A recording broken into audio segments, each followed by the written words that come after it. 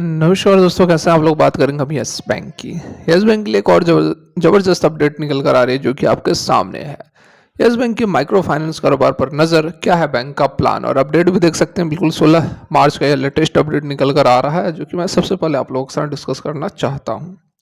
इससे पहले कल के डेट में हमने काफ़ी डिस्कशंस किया था, क्या कुछ इम्पैक्ट हो सकता है, एसबीआई जो है स्टेक बेचने की फिराक में है, ये सारा कुछ हमने ऑलरेडी कल के डेट में, कल की वीडियो में डिस्कस किया हुआ है। इसके साथ में अभी जो अपडेट निकल कर आ रही है ये बहुत ही ज़बरदस्त यहाँ पर अपडेट है और डेफिनेटली इसका असर जरूर आपको देखने को मिलेगा। लेकिन सोचोगे कि कल के डेट में यहाँ पर सर्किट लग जाए, तो ऐसा पॉसिबल नहीं है, क्योंकि ये जो खबर है वो शुरुआत जो होगी इस बिजनेस का वो 2025 से होगी। यहाँ पर आप देख सकते हैं देश के निजी सेक्टर के प्रमुख बैंक यस बैंक की नज़र माइक्रो फाइनेंस कारोबार पर है और बैंक ने संकेत दिए हैं कि वित्त वर्ष 2025 से वो इस सेगमेंट में उतर सकते हैं। ठीक है, माइक्रो फाइनेंस कारोबार मतलब सिंपली बैंकिंग की तरह ही यह एक बिजनेस होता है, लेकिन इतनी डाइवर्सिफाइड नहीं होती है। इससे क्या होता है कि जो छोटे छोटे शहर होते हैं उसके अंदर जो पहुंच है वो आसानी से किया जा सकता है और बहुत सारे बैंक्स जो हैं वह माइक्रो फाइनेंसिंग कारोबार पर काम कर भी रहे हैं।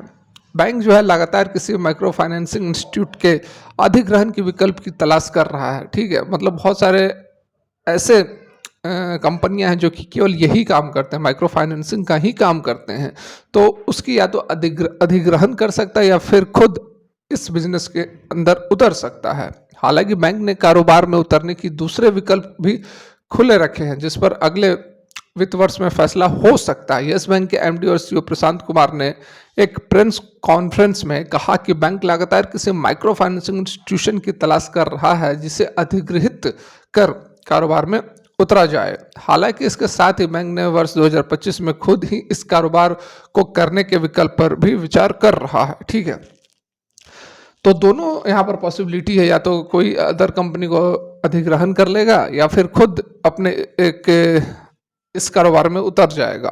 ठीक है, सीईओ ने इस बारे में और जानकारी नहीं दी, लेकिन ये जरूर कहा कि उनकी नज़र छोटे शहरों पर है। दरअसल कई बैंक, जैसा कि अभी आपको बताया कि काफ़ी अदर बैंक्स हैं जो कि ये काम कर रहे हैं और इससे पकड़ बनाना काफ़ी आसान हो जाता है, क्योंकि हर छोटे छोटे शहरों में आप देखते होंगे कि यस बैंक की जो ब्रांच है छोटे शहरों में नहीं है। छोटे शहर कहने का मतलब कि जो गांव वगैरह टाइप के जो ब्रांचेस हैं वहाँ पर बहुत ज़्यादा पकड़ नहीं है, तो उस सेक्टर को यहाँ पर फोकस, उस एरिया को फोकस करने के लिए इस तरह का स्टेप्स उठाया जा रहा है।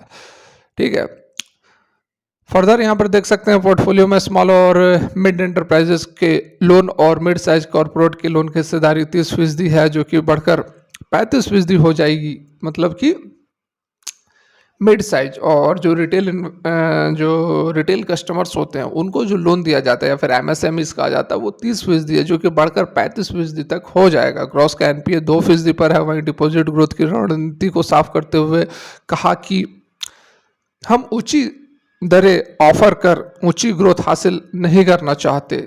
इसके साथ ही सीईओ ने दक्षिण भारत में अपने विस्तार के भी संकेत दिए। हालांकि हैदराबाद में बैंक की 25 ब्रांच है जिसे मार्च तक बढ़ाकर 25 कर दिया जाएगा। मतलब यहाँ पर कुछ टाइपिंग मिस्टेक है, क्योंकि 25 पहले बताया जा रहा है और 25 बाद में कर दिया जाएगा, तो कुछ यहाँ पर टाइपिंग मिस्टेक है। शुक्रवार को जो है गिरावट वगैरह थोड़ी बहुत रही थी, बाद में रिकवरी भी हुई। 1.5% की तेजी भी हमें देखने को मिली है जो कल की हाँ मतलब परसों की, आज तो संडे है, तो मंडे को मार्केट किस तरह से ओपन होगा, तो यहाँ पर अभी थोड़ा बहुत समय ले सकता है, लेकिन डेफिनेटली यस बैंक के अंदर बहुत कुछ चल रहा है और इसका जो असर है आपको बहुत जल्द देखने को मिल सकता है। आपको होल्ड करना पड़ेगा। यस बैंक एक ऐसा स्टॉक है जो कि आप ऑलरेडी 4 से 5 साल में देख ही लिए होंगे, समझ ही लिए होंगे कि ये जो है कभी भी भाग जाता है, कभी भी रॉकेट बन सकता है। ठीक है, ज़रूरत है पुश की, जो कि बहुत जल्द आपको आता हुआ नजर आएगा। और सोमवार का जो ट्रेडिंग है वो काफ़ी इंपॉर्टेंट इसलिए भी रहने वाला है क्योंकि जो फ्राइडे को ट्रेडिंग था, जो गुरुवार को ट्रेडिंग था, खबरों के ऊपर चला था। ठीक है, खबर आया, उसके बाद कुछ और खबरें आई, कुछ और खबरें आई, तो कुछ ना कुछ यहाँ पर काउंटर बैलेंस होता हुआ नजर आया। लेकिन अभी हमें सोमवार को सही से पता चलेगा कि इन खबरों को, मतलब कि जो पेटीएम वाली खबर थी, पेटीएम में जो 4 बैंक उसके बिजनेस को एक्वायर किए हैं। ठीक है, बैंकिंग बिजनेस जो है उसको 4 बैंक के थ्रू अब पेमेंट होगा, यूपीआई पेमेंट जो है उसमें यस बैंक भी है। ये अच्छी खबर निकल कर आई। उसके साथ में निगेटिव खबर यह निकल कर आई थी कि प्रमोटर वाली जो न्यूज़ थी उसको यस बैंक ने नकार दिया था। तो ये एक अच्छी एक बुरी खबर, दोनों खबरें निकल कर आई हैं। तो शुक्रवार को जो था बहुत ज़्यादा हमें कुछ बड़ा एक्शन देखने को नहीं मिला। अब इन खबरों का किस तरह से असर होता है ये हमें सोमवार को, मतलब कल के डेट में यस बैंक की ट्रेडिंग पर जरूर देखने को मिलेगा। और कल ही पिक्चर क्लियर हो पाएगा कि फर्दर आगे किस तरह का यस बैंक चाल दिखाएगा। अगर मार्केट सही रहती है तो डेफिनेटली यस बैंक के अंदर हमें तेजी देखने को मिलेगी, क्योंकि अभी भी मार्केट के अंदर प्रेशर बना हुआ है।